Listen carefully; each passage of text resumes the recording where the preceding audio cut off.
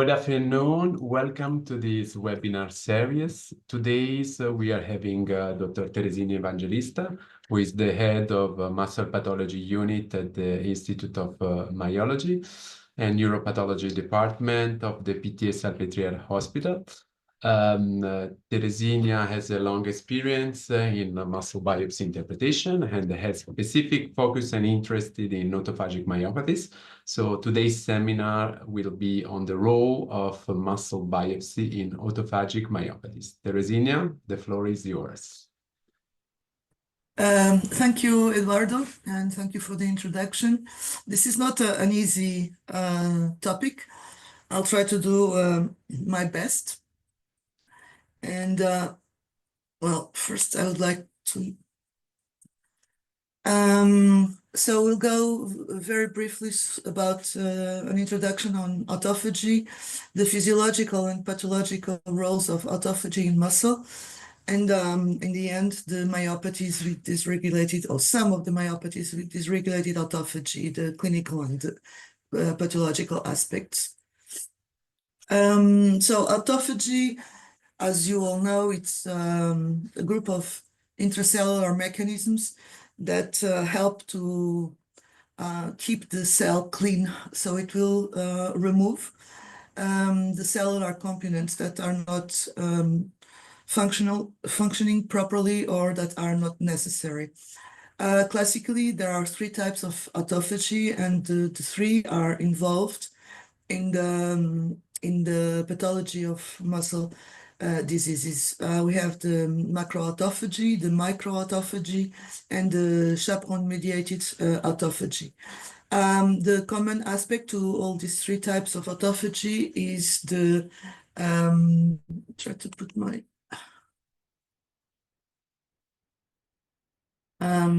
is the lysosome that I've represented here. And there is an important protein that is a good marker for autophagy disturbances, that is LAMP2, that is present in the wall of the lysosome. So the macroautophagy is a little bit more complicated. It involves the engulfment of the material that is going to be degraded by a structure that is called the autophagosome, that then is going to fuse with the lysosome.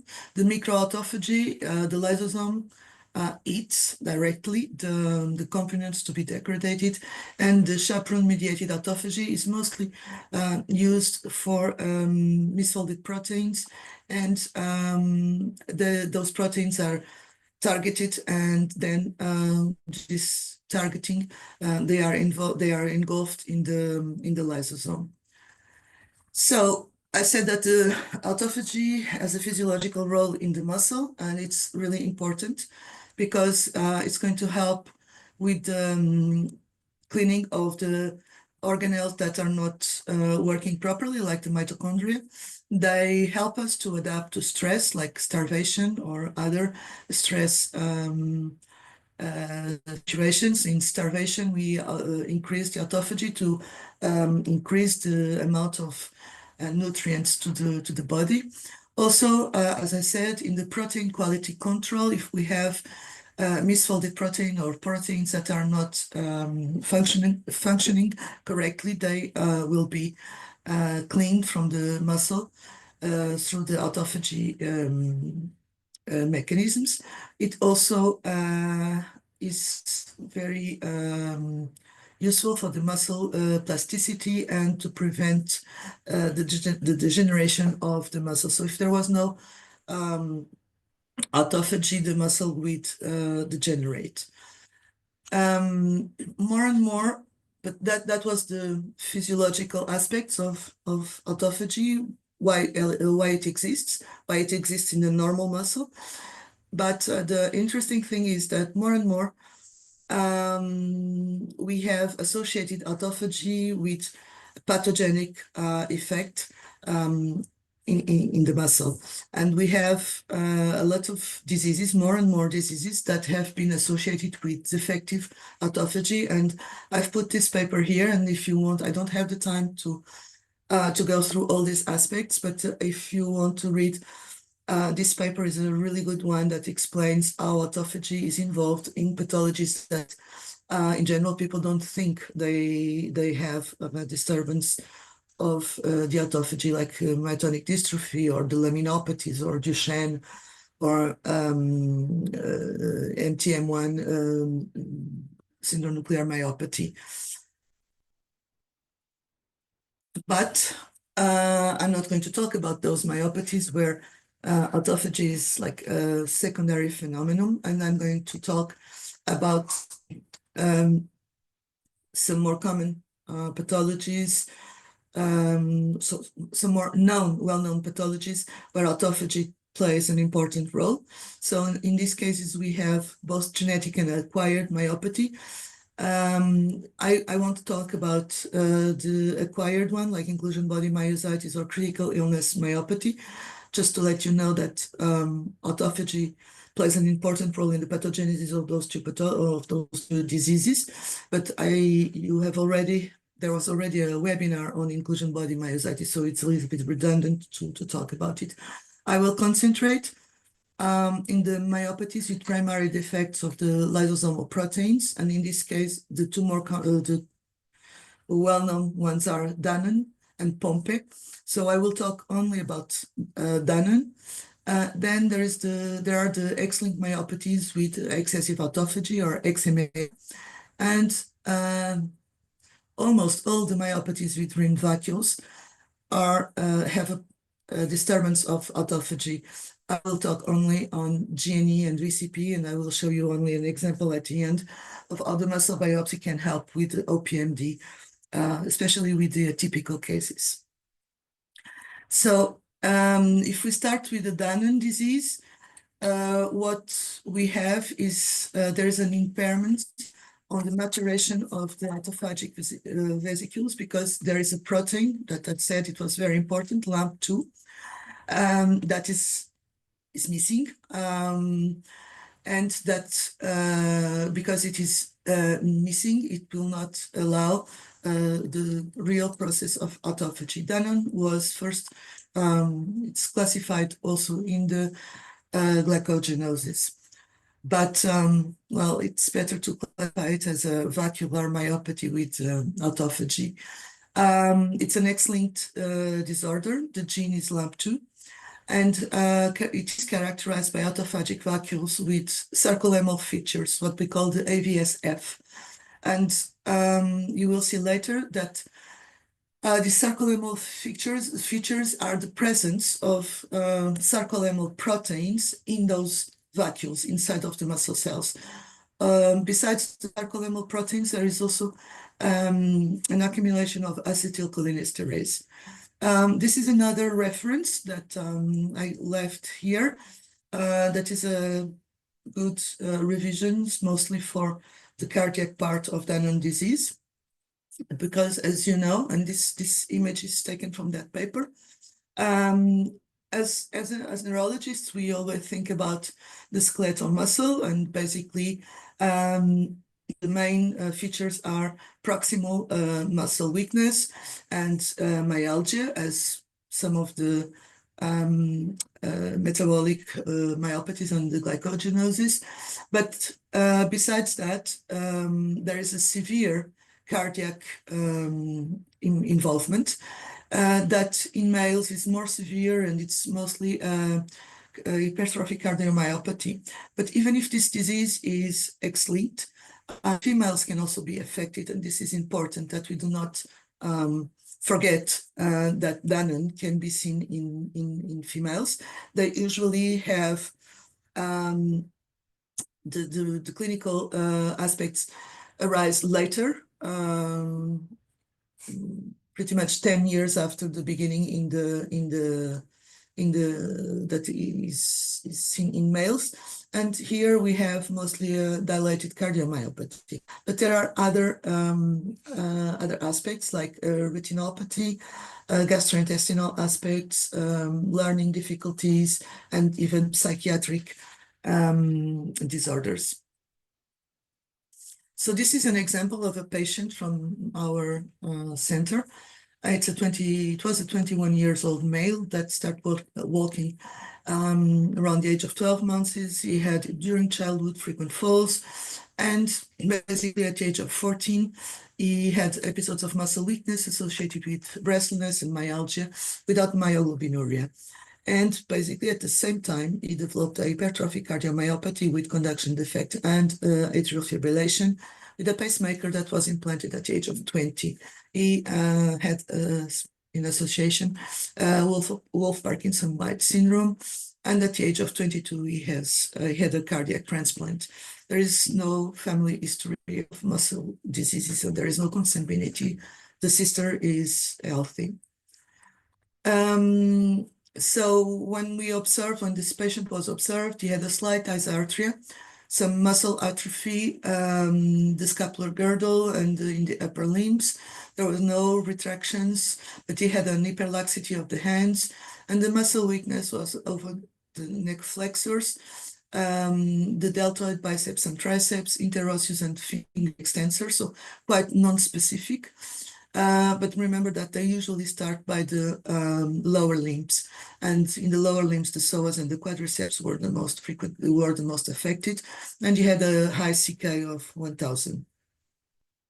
This is the muscle biopsy of this patient, and you can see here that I don't know if you see the mouse or not. In several of these fibers, there are vacuoles, and some bigger and others smaller.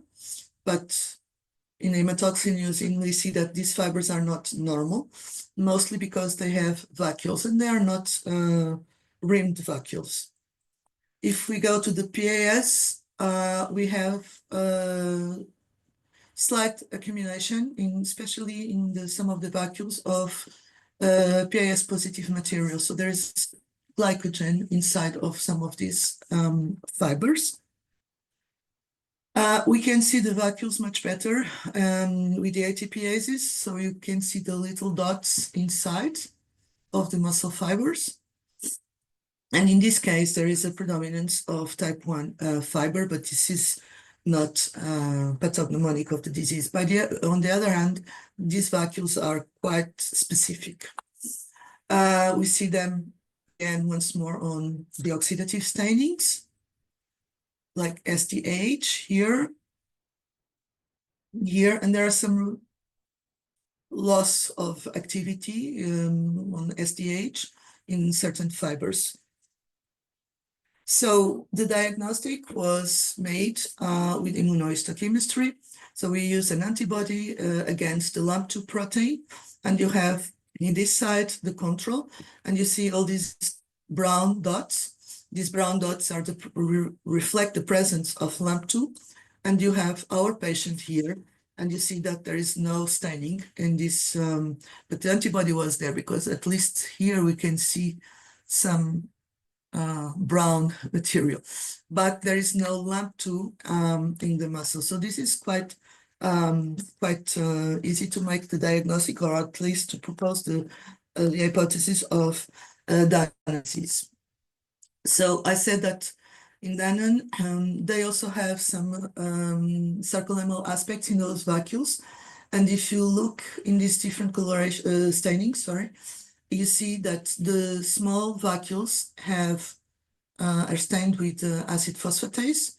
They have acetylcholinesterase activity, and they are marked with membrane proteins like dystrophin.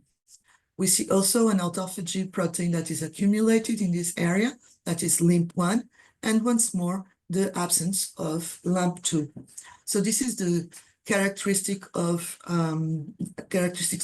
Danon, but you don't need to do all these stainings. Probably just the normal routine stainings plus the immunohistochemistry against LAMP2 will be enough. So I took this from a paper. You have here again the reference, and this is the electron microscopy, and I took it because it's quite interesting and because they do something that we usually don't do in our cases, which is immunostaining with immunogold. And you see here that there are autophagic vacuoles. So we have a vacuole, and inside you have a lot of breeze inside of the vacuole. And if you do, if you go into a large magnification, this square, and that you can see here, you see that this vacuole is surrounded by a membrane. So we have vacuoles with a membrane, and this membrane has basal lamina inside the vacuole. So it means that something was come from the exterior, has folded itself, and you have this kind of vacuoles. And also you have other vacuoles, other clusters of vacuoles that don't have a membrane. You have myelin bodies and other rest of cellular components, but there's no membrane in here. When they do immunostaining, and in this case they did immunostaining against the dystrophin, and you have it, this is the vacuole with a membrane, and you see that there is some small dots. Don't forget that this is electron microscopy, so the magnification is very, very high, so they look quite dispersed. But you have small dots, black dots, which is the immunogold that is recognizes in this case the dystrophin, and it is inside the vacuole. If you go to, sorry, the same thing if you do immunostaining with immunogold for the LIMP1, you see that there are no dots in the membrane, but inside of the vacuole, you see the dots and the immunogold, the staining for this autophagy marker. The same here. This is a vacuole without membrane, and what is marked is inside and not associated with the membrane. So we could say I choose to speak afterwards about X-linked myopathy with excessive autophagy, or brief X-MAIA. Why? Because sometimes we could make some confusion between the two pathologies. This is also an X-linked disorder. It's a completely different gene. It's called VMA21. It encodes for a chaperone of one of the lysosomal proton pump ATPases. What happens is when we have a mutation in this gene, there is this ATPase is going to have a reduced activity, and this is going to change the lysosomal environment, namely increasing the pH of the lysosomal, and this changes the way the lysosome is going to degrade the proteins. So there is a reduction in the protein degradation. So apparently what some studies, not in humans, but in animals, have shown that there is a colocalization of the autophagosome that is well formed, and the lysosomal marks that there is the two structures, the autophagosome and the lysosome, they merge, but their environment is changed, and they cannot degrade and they cannot perform their action properly. So I said it's X-linked. So here, as far as I know, only males have been reported with XMAIA. The onset, the typical clinical picture is an onset around the first decade with abnormal gait and difficulties in walking or running. Around childhood, early adulthood, there is a progression of the weakness and atrophy, and it is mostly in the proximal part of the lower limbs. The pelvic-femoral girdle that is the most affected. But then it is going to progress, and it will involve also the distal parts of the lower limbs and also the upper limbs. And basically, mostly Around the age of 50, there is a loss of ambulation, either total or partial. And this is the typical case, but our colleagues in Japan have, and others have described cases of congenital forms that are very severe, as you can see in this picture. In our series, we don't have any case like this one, but it's important to know that it's not only an adult disease. It can happen as a congenital autophagic vacuolar myopathy.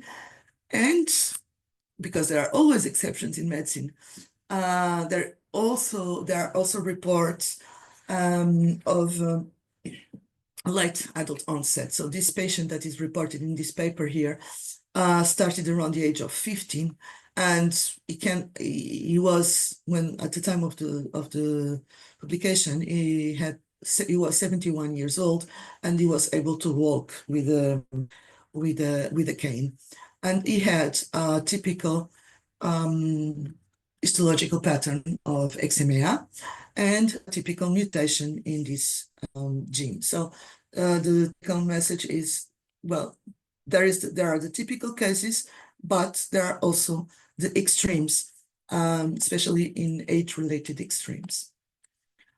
This is the muscle biopsy. And this is again one of the situations where you found inside of the vacuoles proteins that are supposed to be in the membrane. And this happens mostly when there is a disturbance of autophagy. These are actually two patients. You see the vacuoles. If you look into this, well, you could say, oh, it's again a Danon. Some particularities here is that there are a lot of fiber splitting, and this fiber splitting is quite particular because sometimes it has not only the nuclei, but also the capillaries in these splitting areas. You see, this looks pretty much like our other patient with the Danon. And when we do the immunostaining, you can see that, well, you have inside the vacuoles are stained with dystrophin. So there are membrane components in the fibers. C5b9 is positive. P62, that can be a marker of autophagy, is also positive. LC3, another marker of autophagy, is positive, in particular in the vacuoles. And unlike Danon, LAMP2 is present, and you can see it in this image. And phosphatase, acid phosphatase is also positive, even if it's slightly positive. There are only a few spots of red inside of the rest of the muscle fibers, and not that many in the vacuole. So here you have a lot of markers of autophagy like P62, LC3, and LAMP2, and also the membrane proteins inside of those vacuoles. On electron microscopy, it's quite typical, and it allows, so there is a duplication of the basal membrane. As you can see here, this is the muscle fiber with the sarcomeres, and this is the basal membrane. There is a redundancy of the basal membrane. There are vacuoles. Those don't have a membrane. This one doesn't have a membrane inside of the fiber. Autophagic vacuoles. A larger magnification of this image. You have the autophagic vacuoles, and you have the replication of the basal membrane, and you have something that is quite important here, which is the exocytosis vesicles. So the muscle is trying to get rid of all those vacuoles, and if you have the membrane, the exterior part of the cell, the muscle fiber, and this vesicle is trying to come into the exterior, to the extracellular space. It's better seen here. All these are autophagic vesicles, exocytose vesicles, and here the duplication of the membrane. To my knowledge, this is one of the well, the few pathologies where we can find these aspects. Another autophagic myopathy, and now we go into the area of the ring vacuolar myopathies. Obviously, I'm not going to talk about all of those ring vacuolar myopathies, but I've picked a couple of them. VCP-related disease. Well, VCP or P97, which was the old name, is rather important in the metabolism of the muscle fiber because of the muscle, because it allows the fusion of the membranes. It's connected to the ubiquitin proteasome degradation pathways. It's implied in mitochondrial quality control, and it's implied in autophagy and apoptosis and in the myosin assembly in the skeletal muscle. So it's quite important as a protein, and pretty much when we have a variant in VCP, it's mostly significant because it's a protein that is well preserved across species.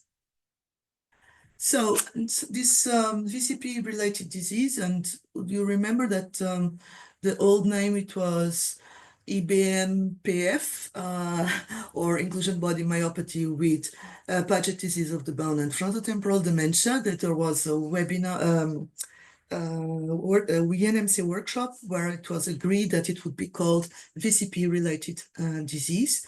It's autosomal dominant. The gene is the VCP gene. And the VCP gene is a ATPase, so I'm not going to talk about it. And the phenotype includes mostly muscle weakness, the inclusion body myopathy, and this is present. And here there is a bias because if you work on muscle, your referral will be the muscle. So we have more patients with inclusion body myopathy. We are amongst the VCP patients. So, but it's for us, 90% of the patients have a muscle weakness. 52 have Paget disease of the bone, and 33%, around 33%, they have frontotemporal dementia. If you go into a clinic that deals with dementia patients, they probably don't have that many muscle involvement as we see. And the pathological hallmark in VCP are the presence of ring vacuoles, but unfortunately, and depending on the muscle we are going to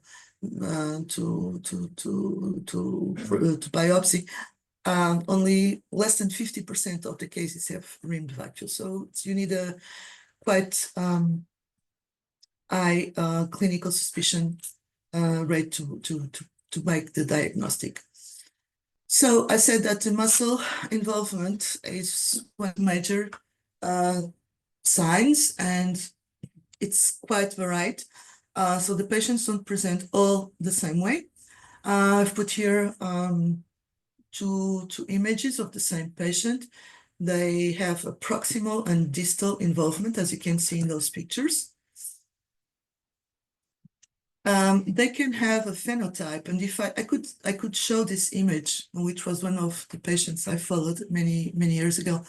I could put this patient in a FSHD presentation because she has except for the mouth, for the facial weakness, the shoulders are very like what we see in FSHD. So it's a pseudo FSHD pattern, but she also has some wasting of the forearms. As I said, other classical symptoms are frontotemporal dementia, and it's not so. The ones that are neurologists will know that there is an hypometabolism of the frontal area, and the cognitive symptoms are more of lack of adaptation of the situations and lack of control of emotions and so on. And they also have a Paget disease of the bone. But there is an expanded phenotype. We had a patient, or actually the family that I presented before, they also had a family member that died before, and he was diagnosed with amyotrophic lateral sclerosis. So ALS can be present in 10% of the cases of VCP mutations, and according to certain records, it represents 2% of the familial ALS. Parkinson's disease is also one aspect of VCP. Cardiomyopathy has been described, and more recently, Charcot-Marie-Tooth disease. So the muscle biopsy, most of them are non-specific. I'd like to that you pay attention that there is a mix of myogenic and neurogenic changes when we look into muscle biopsies of these patients. Well, there are centralized nuclei, fiber size variability. So all this is non-specific. And again, here we go into the area of the mixed myogenic neurogenic, because it's quite often we found groups of atrophic angulated fibers in these patients, small groups of atrophic angulated fibers. Well, they can have single or multiple ring vacuoles, cytoplasmic bodies, mitochondrial changes with COX negative, STH positive, or red fibers. And there's at least one report or two reports. And in my experience, I've seen some patients have inflammatory cells, not like in an inflammatory myopathy, but they can have some inflammatory cells either in the perimysium or perivascular. And then to be more specific, other things that are more specific is the presence of cytoplasmic foci of VCP and ubiquitin in the muscle cells, and also VCP positive nuclear inclusions. Other proteins that may be present, aggregated in the VCP myopathy, it's alpha-beta crystalline and desmin, and TDP-43 in the sarcoplasm. On electron microscopy, we have very characteristic filamentous nuclear inclusions, and several areas where there are filamentous material inside of in the muscle fiber. But it's better if I show you some images. So this is a case with the rimmed vacuoles. You can see them on hematoxylin. You see the atrophic fibers. The rimmed vacuoles better seen in with Romari trichrome. And this is what I was talking about, the VCP inclusions in the cytoplasm of the patients, also the alpha-beta crystalline and the desmin. This is one of our cases. So here you can see the rimmed vacuoles, but well, they aren't that many. We also did some staining for alpha-beta crystalline. You see some inclusions of alpha-beta crystalline, some slight inclusions of desmin. We were able to put in place the immunostaining VCP, and you can see the inclusions of VCP. And although not completely specific, this is a good hint to go and check for mutations in this gene. Another case, and I just put it because I think that these images of immunofluorescence are quite interesting. This is an antibody, again, VCP, and you see the red dots are the accumulations of VCP inside of the fiber. Here you have accumulations of TDP-43, and just to be, do you remember that I said that sometimes they have small groups of atrophic fibers, sometimes slightly angular, and that could remember some neurogenic process. And that's what I was trying to show here. Those are the nuclear inclusions that I have talked. So this is the nuclei, higher magnification. You see the inclusions here, here, and here. Those are quite different from the OPMD that you will see afterwards, the OPMD inclusion, because the size is quite different. And also you see the autophagic vacuoles. So the electron microscopy helps because you see that there is myopathy with rimmed vacuoles and with inclusions in the cytoplasm and in the nuclei. But probably the immunohistochemistry is more helpful to stream the diagnostic towards the VCP. Some more accumulations of and disorganization of the sarcomere here and here, and autophagic vacuole. And in the myopathies with ringed vacuoles, there is one where the clinic is really, really important because the muscle biopsy cannot help much. It's quite quite non-specific what we can see.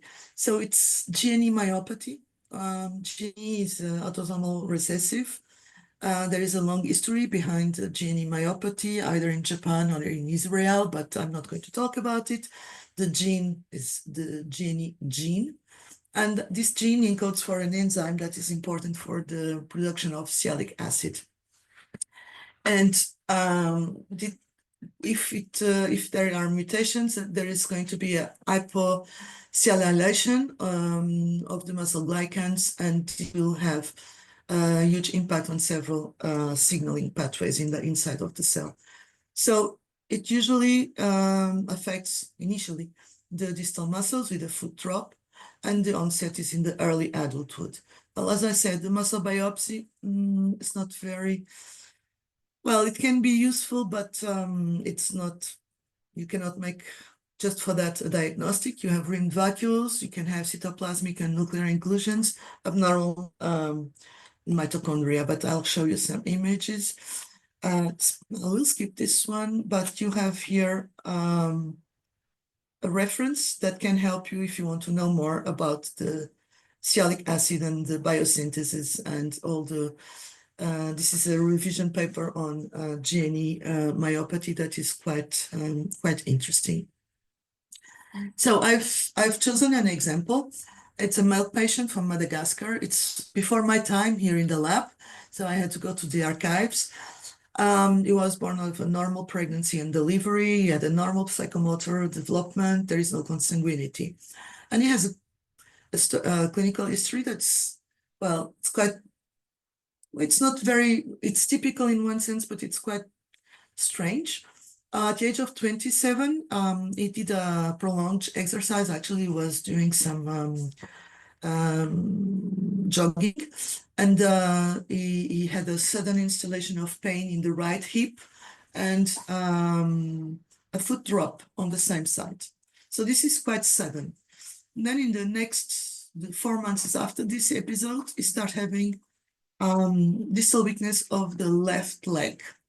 At that time, he was still in Madagascar, or not in our center. So a first electromyogram showed motor neuropathy with conduction blocks. And by the age of 28, the clinical picture just progressed, and he had a symmetrical weakness of the hands. And it's then that he's referred to our center. This is an example of the patient. So there's a progression of the clinical picture. And to make things shorter, at the time of the biopsy, so he had these atrophies, distal atrophies, and the foot drop. But as you can see, the quadriceps was quite strong. So we had a sparing of the quadriceps. I think this is from a paper that the pictures are from Andoni Ortiz Perea. And he was found to have GNE variants that confirmed the diagnostic of GNE myopathy. So here is the clinical picture, the distal involvement with the sparing of the quadriceps, and also the muscle biopsy. So this is the muscle biopsy of this patient. So you have vacuoles, variability of the fiber size, but nothing very specific. Some inclusions, like here, a necrotic fiber. So the only thing we could say, it's like a ring vacuolar myopathy. And in the literature is said frequently that there are no inflammatory cells in these patients. It's not the first time that I see some scarce inflammatory cells in some of these biopsies, like here. this is just to show the rimmed vacuoles. And once more, like in the VCP myopathy, you have these groups of atrophic fibers that sometimes make us think that probably there is a neurogenic process associated with in here, but no, this is a myogenic atrophy. Here, the same, you can see the vacuoles. And this is connected with autophagy. So in this case, we did LAMP2, and LAMP2 was accumulated inside of the muscle. It is present, the protein, but there's also some accumulations of LAMP2 inside of the muscle, some muscle fibers, and a lot of good number of fibers have acid phosphatase activity, that are those red dots. So there is, without any doubt, in GNE myopathy, disturbance of autophagy.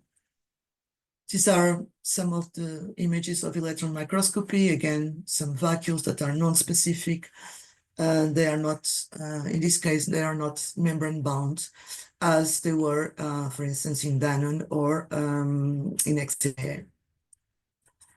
And I'm almost at the end. Just put this image here, because I didn't talk about OPMD, but when I was preparing the presentation, I came across these two images. And OPMD, it's also an autophagic vacuolar myopathy. It has rimmed vacuoles.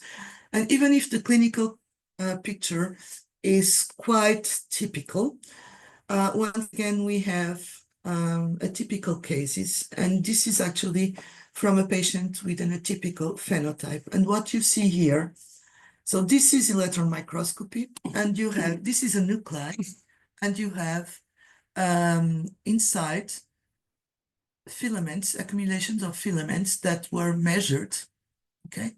And they have the size that is usually attributed with the inclusions, the internuclear inclusions of OPMD. So here the inclusions are only in the nuclei, okay? So this is the characteristic. But this, you can have 1-2 nuclei with these inclusions, and it can be very difficult to find them. And we have put in place, with the help of our research center, and the immunostaining for PAB1, which is the protein that is accumulated inside of the nuclei of the OPMD patients. And so in blue, you have the nuclei, in red, the membrane, and here you have the blue and a green. The green is the PAB1, and you see that there is an inclusion in the inside of the nuclei. And this inclusion is the equivalent to what we find here in electron microscopy, except that the probability of finding those inclusions is higher with immunostaining than with electron microscopy, and it's quicker. And well, just this week we had one case where it's a very atypical case with a dysphagia and so on, but no ocular involvement. And actually we have these images and also the electron microscopy, and we are waiting for the gene genetic study.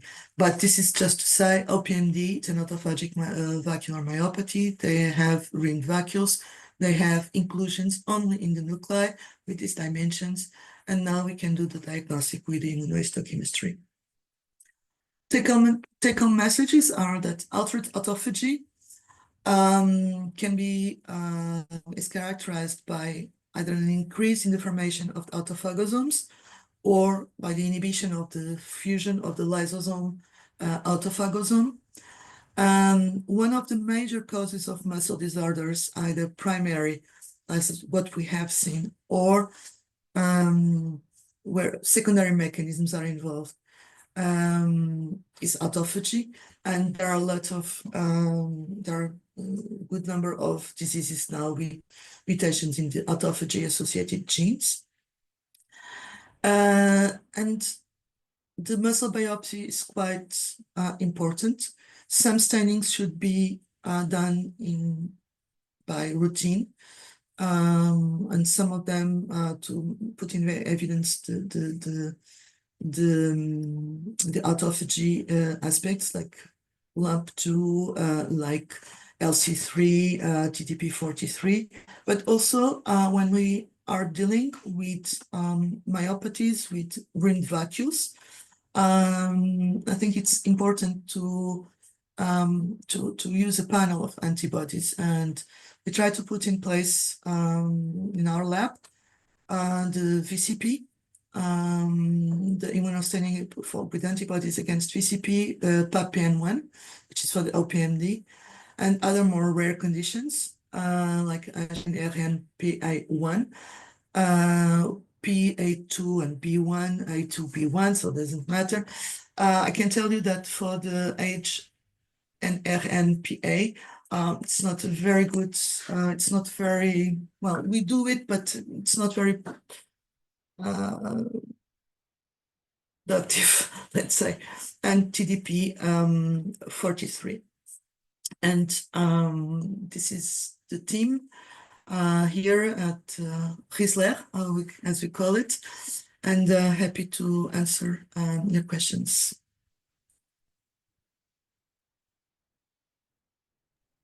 Thank you very much, Teresinha, this very beautiful presentation and wonderful images.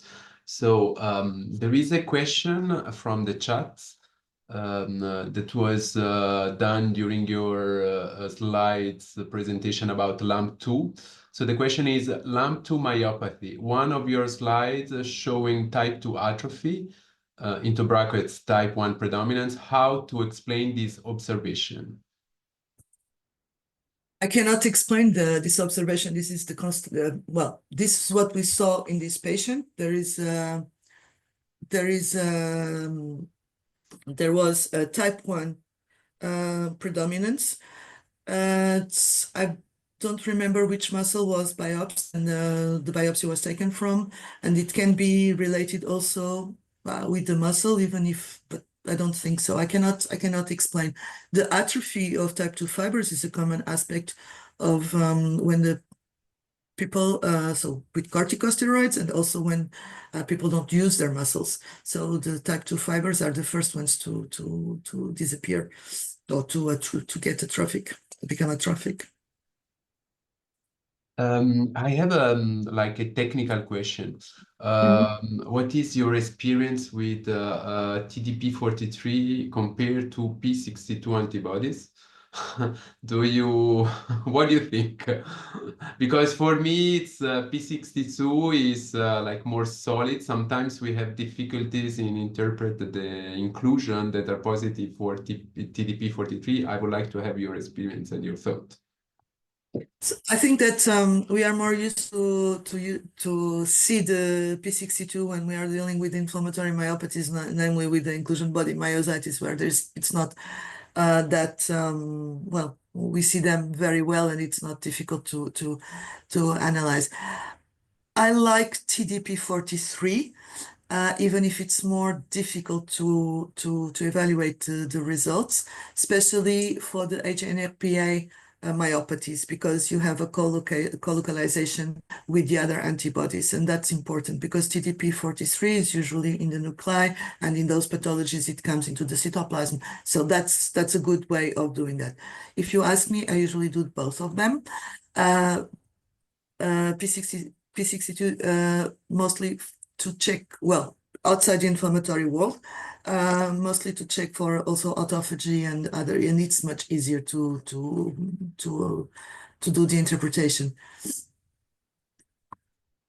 Okay, there is another question about Danon disease. Apart from acid phosphatase, we should also expect positivity for P62 and LC3, like in Ixmia, and this is Laura Lianzo from Barcelona, I guess. Yes, yes. You should expect also P62 and LC3 accumulations, especially LC3 in the vacuoles also. Very good. I do not see other question in the chat. I don't know if there are like in-person or voice question. Don't be shy. Please go ahead if you have any doubt question. This is the right occasion to make questions.